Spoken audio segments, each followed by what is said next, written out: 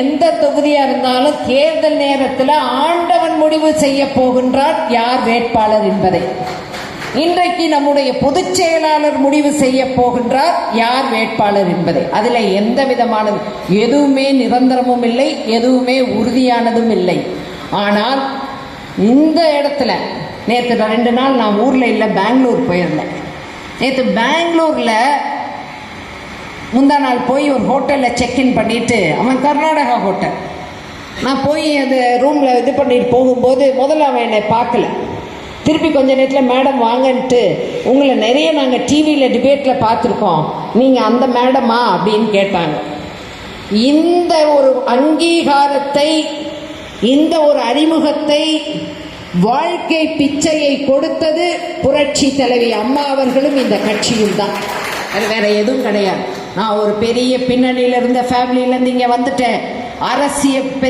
பெரிய இதில் செல்வாக்கிலேருந்து வந்துட்டேன்.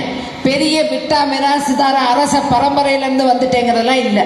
எங்களுடைய குடும்பத்தில் நான் தான் ஃபர்ஸ்ட் பொலிட்டிக்கல்லேருந்து வந்த ஒரு ஆள். அதனால இங்கேயே நாங்கள் எங்களுடைய 2 பேரையும் தான், மாவட்ட செயலாளர் கண்டிப்பாக, பகுதி செயலாளர், நீங்கள் எந்த நடவடிக்கைகள்னாலும்.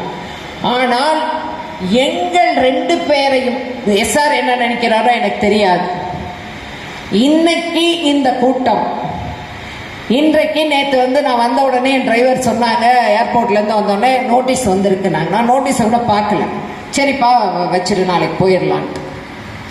இந்த பகுதியிலே இந்த வட்ட செயலாளர், இந்த பகுதி செயலாளர் தம்பி ஹேமந்த் ஒரு அரசியல், அவங்க அப்பா அம்மாவோட நேரடி அறிமுகம், புரட்சி தலைவரோட நேரடி அறிமுகம், அரசியல் சார்ந்த குடும்பத்தை சேர்ந்தவர். உங்களுடைய அன்பு சகோதரி பொதுச் செயலாளராக அங்கீகரிக்கப்பட்ட ஒரு பதவியில் இருக்கக்கூடிய நிலையில் உங்களால் ஏன் அக்கா நீங்கள் எப்போ ஏன் வரல வாங்கக்கா நோட்டீஸை உங்களால், நான் என்ன ஒரு மெசஞ்சர் கொடுத்து விடுற நிலைமையில் இருக்கு, நான் குறையாக சொல்லவில்லை. ஒற்றுமை என்பது எல்லா இடத்துலையுமே கண்டிப்பாக இருக்கணும். நேர்மை என்பது எல்லா இடத்துலையும் இருக்கணும்.